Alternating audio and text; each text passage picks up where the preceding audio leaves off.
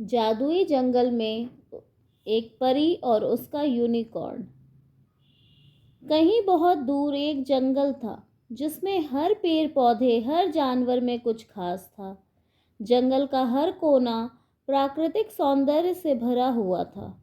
इस जंगल में एक प्यारी सी परी रहती थी जिसका नाम लिली था। लिली परी के साथ रहने वाला था एक खूबसूरत सा यूनिकॉर्न। वह एक अनोखा जादुई यूनिकॉर्न था जिसे कभी किसी ने नहीं देखा था। उसका नाम कोको था। कोको का रंगीन सर और उसकी चमकती हुई एक सींग थी जिसमें जादुई शक्तियाँ थीं। एक दिन जादुई जंगल में अचानक ही एक बड़ा सा भयानक राक्षस आ गया। वह राक्षस जंगल के सभी जानवरों को डराने लगा और जंगल में सबके अंदर डर फैला दिया। उसने जंगल के सारे पेड़ पौधों को नष्ट कर दिया और जानवरों को भी डरा धमकाकर जंगल में हावी हो गया था। लिली परी और कोको ने इस बुरे राक्षस का सामना किया। वे दोनों मिलकर जादुई जंगल के अन्य जानवरों को एकत्र करने की कोशिश करने लगे, लेकिन सबका मन बहुत ही डरा हुआ था इस राक्षस के कारण। सब लिली ने जादू की शक्ति से बनाई एक जादुई आवाज़, जिससे जंगल में एक अद्भुत अनूठा अनुभव हुआ। आवाज़ में प्यार और साहस था। वह आवाज़ फैलने लगी और धीरे धीरे सभी जानवर उसे सुनने लगे।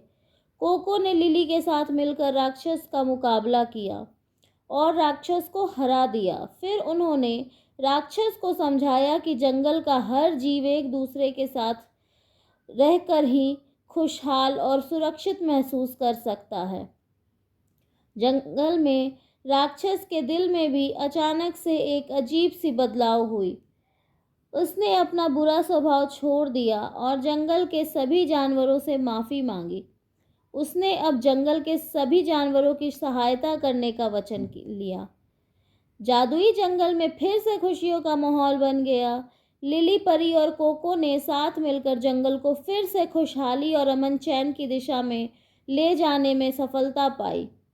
इस कहानी से हमें यह शिक्षा मिलती है कि प्यार, साहस और सहयोग से हर मुश्किल को आसानी से पार किया जा सकता है।